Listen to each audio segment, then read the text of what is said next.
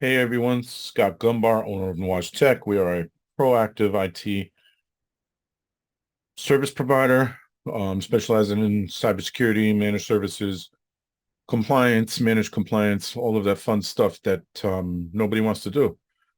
Well, we love doing it. And so I thought I'd talk to you today about the intersection of March Madness and cybersecurity, or cybersecurity and March Madness. And I know what you're thinking, like, what does March Madness have to do with cybersecurity? Well, first of all, I want to say go UConn. Let's get it done. But I'm also going to talk about how they do relate to each other. Um, and you might be surprised a little bit. Maybe not. I don't know. March Madness is one of the biggest sporting events of the year. And I still remember a couple of years ago, COVID-19 coming out. This is March 2020. And they shut down. The first thing they shut down was March Madness. And that's when I knew things were serious. Uh, it's a big deal in the US. March Madness is a huge college basketball tournament, and my UConn Huskies are currently in the Final Four, so good for them. But it is by far, I would say easily in the US anyway, at least top 10, if not top 5 sporting events of the year. There's a lot of betting, a lot of gambling. People have brackets that they try to predict who's going to win each round of the brackets. And this year, I doubt that anybody's got it right in the Final Four. So if you do, congrats to you. And I need to talk to you. But one of the things that happens during March Madness is a lot of online betting. And we know that online betting has taken a huge step forward in this country in the last few years. It is legal. I don't know if it's legal in every state, but it is legal where I live now. So you download an app, and there are a bunch of them, an online sports booking app, and you place bets on many different things: the outcome of a game, how well a player is going to do or not do, if the over and under on the points scored, and so forth. Well, do you don't think the cyber criminals know that you're doing this too? So they may try to target these sites, various tactics such as phishing attacks, human element, um, malware. I am going to share something as soon as I can put it all together. But someone tried to get me to go onto an app to buy gold. I knew what they were doing. I just wanted to get to that point. And so I finally have all the information I need, and now I will create a video for that. But it's similar. They could say, here, try this sports booking app and get you to create an account, put your money in it, and they steal all your money. So these are all things that this is one way cybersecurity needs to be looked at during March Madness, online sports betting sites, and apps. Make sure you're using a legitimate app. Make sure you're not using links sent to you in an email or via text message or any other way. Make sure you're not downloading software to your computer that shouldn't be downloaded, and so forth.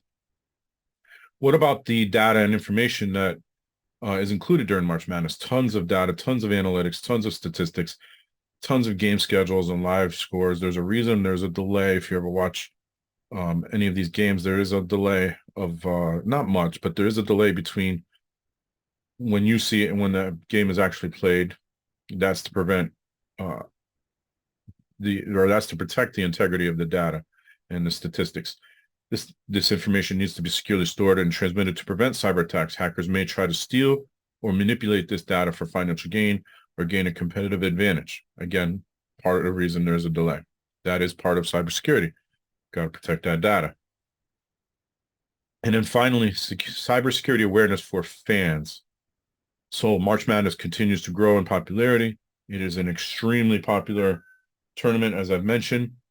Cybercriminals may try to take advantage of fans' enthusiasm by launching phishing attacks or scams related to the tournament. So, for example, a cybercriminal may send fake emails or create fake social media accounts claiming to offer exclusive tournament information or tickets. This happens a lot with betting as well. So maybe they say they have tickets to the Final Four and you just need to click this link, fill out some information. They're really stealing your information. Or maybe they offer exclusive betting options or they'll say something like, we know that this is what the outcome of the game is going to be, and they get you to bet. But in reality, you're not betting on a real sports platform. Therefore, it is important for fans to be aware of these threats and to take appropriate measures to protect themselves, such as verifying the authenticity of the information and the links before clicking on them. And so what I would say is don't even click on the links. Just go, if it's, I don't want to mention any apps because I don't want to get in trouble in this video for anything. I'm not even sure I could say March Madness on this video, but let's say a particular sports booking app, one of the more popular ones, you get a link in an email saying click here to download your app for free and get a $250 wager for free. We know they all have these promotional options, but somebody could easily send you an email claiming to be one of those apps, and you're thinking, oh great, I get a $250 bet and for free, and I get to bet the outcome of a game that they're telling me is going to happen, and they take your $250 or more. I'm sorry, they take your card information or more, and then they wipe out your bank accounts. So this can happen. This probably has, something similar probably has happened. But then this is how we tie cybersecurity with March Madness. And I know you're probably thinking, how do we do that? But we did it. So cybersecurity of online betting sites, again, not naming any specifically, but make sure that you're using a trusted platform for this, one you are familiar with. And if you're not familiar, then reach out to someone who is, or do some research on it.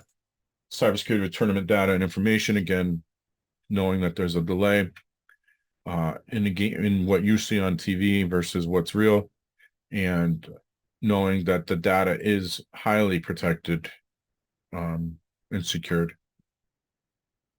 And the cybersecurity awareness for fans, which is probably most important to anybody watching this video. How do you protect yourself? Don't click on links. Don't download anything that doesn't that is through email or through any other method that besides the App Store. So if you're not familiar with the app, then don't do it.